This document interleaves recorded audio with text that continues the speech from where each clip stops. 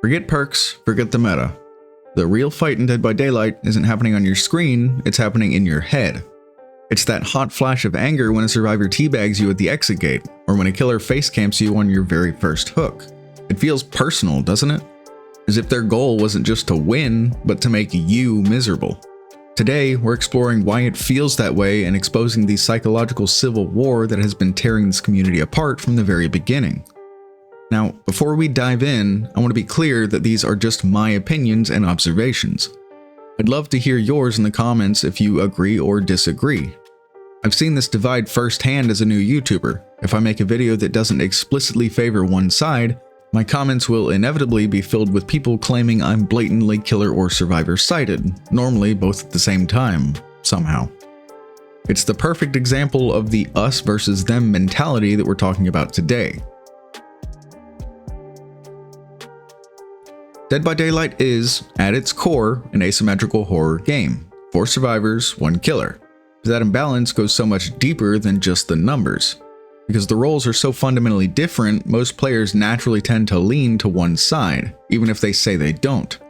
This creates a fundamental split in the experience and perspective that has bred a bitter us versus them mentality. This isn't just a game of cat and mouse anymore. For many, it's a zero-sum battle where one side's fun has to come at the expense of the others. When I was in the military, I used to serve on submarines. We had an analogy that when the boat went underwater, everyone's joy was stored in an invisible balloon. The only way to fill or refill your balloon was to take it from someone else. It's a terrible way to think, and I believe that for DBD, it applies to a lot of players. Every single match becomes a proxy fight in a bigger war, where you're not just representing yourself, you're representing your entire role. Where your fun entirely depends on hurting the other side. That echo chamber is the perfect breeding ground for toxicity.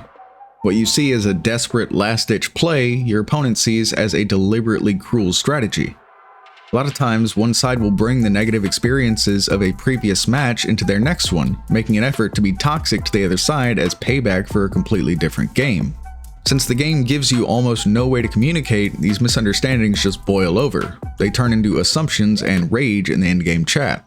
What you're left with is a community where the line between playing to win and launching a personal attack is hopelessly blurred. People aren't just trying to win the match, they're trying to win an argument, to prove that their side is the one that's really suffering. I think that last point is really important to point out. Everywhere you look, the argument doesn't appear to be what's better for the game as a whole. It's an argument over who's suffering the most to hopefully try and avoid behavior's wildly inconsistent balancing decisions. It's almost like people are crying that their side is worse out of fear of getting nerfed even further. Today, I want to dive into the eyes of both roles and explore what they're feeling. If you're a main of one side, try to leave that mentality by the curb and hear me out. This isn't an attack, just a series of observations. First, let's step into the blood-soaked boots of the killer. You load into the trial, you're supposed to be a one-person army, an unstoppable force. But you're also completely, utterly alone. The second the match starts, the pressure is on. You're not just another player, you're the game's engine. You have to create pressure, juggle objectives, and hunt down 4 other people who are all working together against you. For a killer, there are no quiet moments, no safety. It's a relentless cycle of finding, chasing, and protecting, all at the same time. And that's where the psychological toll really kicks in. Survivors have a team. If one of them messes up, someone else can cover for them. But if you, the killer, make one bad play, that could be the whole game right there. A bad map can feel like you're fighting a losing battle from the first second. Now, let's add the other players into the mix. A little flashlight click, a teabag at a dropped pallet, or a hyper-coordinated bully squad doesn't just feel like gameplay. It feels like a personal taunt. It feels like mockery. In those moments, the game stops being about generators and hooks, it becomes a battle of wills, a struggle to avoid humiliation. This is exactly why tactics like tunneling, focusing on one survivor to get them out fast, and camping, guarding a hooked survivor, are so common. To a survivor, it feels cheap and toxic, but to the killer, it's often a desperate answer to overwhelming pressure. When gens are popping left and right, taking one player out of the 4v1 equation is sometimes the only path to victory. This is especially relevant recently, as many players can attest to the rapidly decreasing gen times across the board. I can attest that even with an incredibly fast chase in the beginning of the game, I'll normally lose at least one generator, and more often than not 2 generators by the time the first person is hooked. This adds to the crushing pressure of playing the role, feeling like when you play fair, you lose. When you feel like you're losing control, tunneling isn't about being mean, it's about survival. It's a logical response to a brutally punishing game, yet killers get shamed for using the tools they need to actually win. Now, let's flip the coin and look at the survivor experience, specifically for those in solo or duo queue. We all know the coordinated 4-person bully squad can feel like a force of nature, but for the vast majority of players, you load in not as a force of nature, but as prey. I think it's important to make that point very clear. Most of the time, killers are facing either solo queue or duo queue survivors. Not everyone is in a coordinated squad ready to go out and get the killer.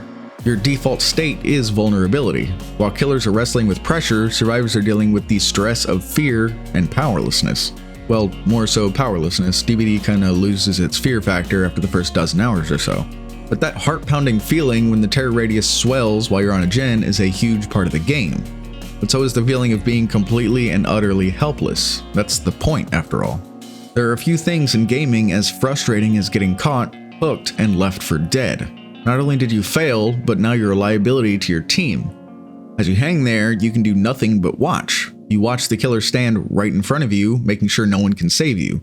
Or even worse, you watch your teammates abandon you, or just disconnect, dooming the entire match. For solo players, again, who are a majority of the player base, that feeling is 10 times worse.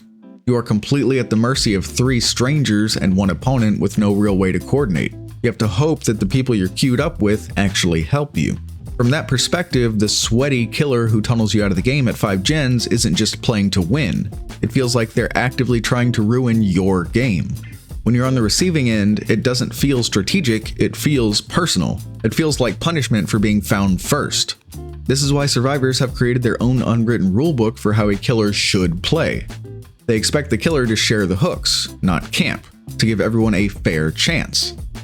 And when a killer breaks those sacred unwritten rules, the survivor feels like their anger is justified. The cycle just keeps going. Both sides feel like the victim, and both sides feel like their toxic behavior is just a fair response to the other. This deep-seated rivalry is something almost every player has felt. We've all had that one match that left us fuming. If this is hitting home for you, think about subscribing. We're trying to build a community here that looks at all sides of the games we play, to get the why behind all the frustration. And again, if you agree or disagree with me, please let me know in the comments. I'm always learning and I love to see what I miss in these discussions. So what's really fueling this endless war? It's more than just hurt feelings, it's built on a few core pillars that are baked right into Dead by Daylight's DNA. First, as we talked about, is role identity. Players don't just play a role, they become it. This creates a powerful in-group and out-group. A tribal mindset where anything that helps the enemy feels like a direct attack. You can see this most often in patch notes, where according to the community, a patch can be blatantly killer-sided and survivor-sided at the same time. It's a sense of tribalism and negativity bias that we're born with as humans. Second, there's ambiguity and anonymity. The game gives you almost no context for anyone's actions. The killer who tunneled you? Maybe they did it because your team was just seconds away from finishing the last gen. But you'll never know. You'll just assume they were a jerk. And anonymity just pours gasoline on that fire, letting people act way more aggressively than they ever would face to face. Third is the community's relationship with bugs and balance. Whenever a new bug or balance change pops up, it becomes another weapon in the Civil War. For example, look at the chaos in the summer of 2025. One update turned the clown into a speed demon, making him nearly impossible to escape. Survivors saw it as a totally unfair advantage. They used this balancing to point out behavior's blatant killer bias that they could make a character so busted. At the very same time, exploits using the perk Streetwise were letting some survivors get infinite item charges. Killers saw this as blatant game-breaking cheating, and they even pointed to behavior's blatant survivor bias that they didn't kill switch the perk as soon as it became known that it was bugged. In both cases, players felt like the other side was getting away with murder, and developer delays in fixing these issues only made everyone angrier. It erodes trust, not just between players, but with the developers themselves. Finally, you have the unwritten rulebooks. Yes, rule books, as in plural. Both sides have their own subjective and often conflicting ideas of what honorable play looks like. Survivors shouldn't teabag, killers shouldn't tunnel. These aren't real rules. When someone violates the other side's code of honor, they get branded as toxic. The conflict escalates over what is, at the end of the day, just someone trying to win in a PvP game. So, are we just doomed to an endless cycle of salt? Probably, but not necessarily. The road to a healthier community isn't about deciding which side is right, it's about empathy. The single best way to bridge this gap is to simply walk a mile in the other role's shoes. If you're a killer main who's convinced that all survivors are toxic, go play solo survivor for a week. Feel the helplessness of getting tunneled out of the match with no recourse. If you're a survivor main who thinks all killers are sweaty tryhards, go play killer. Feel the crushing stress of trying to manage 4 opponents at once. Understanding the pressure the other side faces is the first step to tearing down that us versus them wall.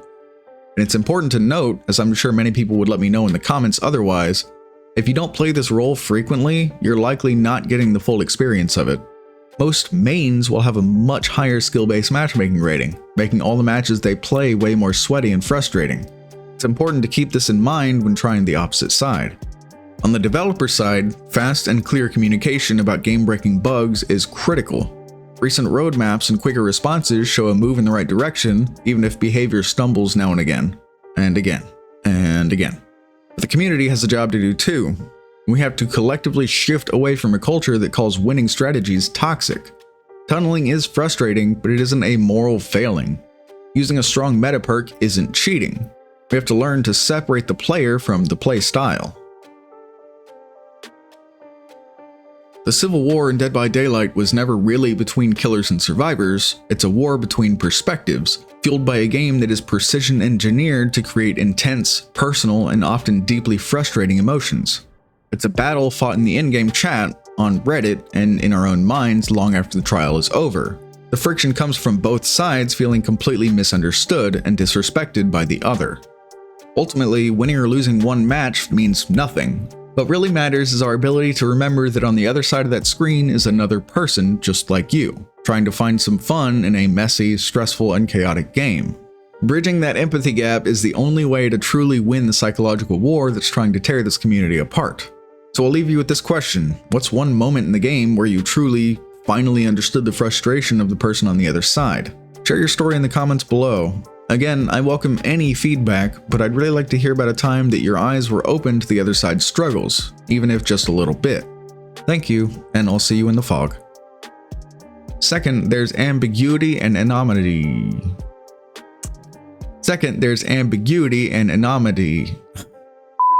In both cases, players felt like the other side was getting... Fuck. What really matters is our ability to remember that on the other side of that... Bringing that empathy... Bridging. God, fuck.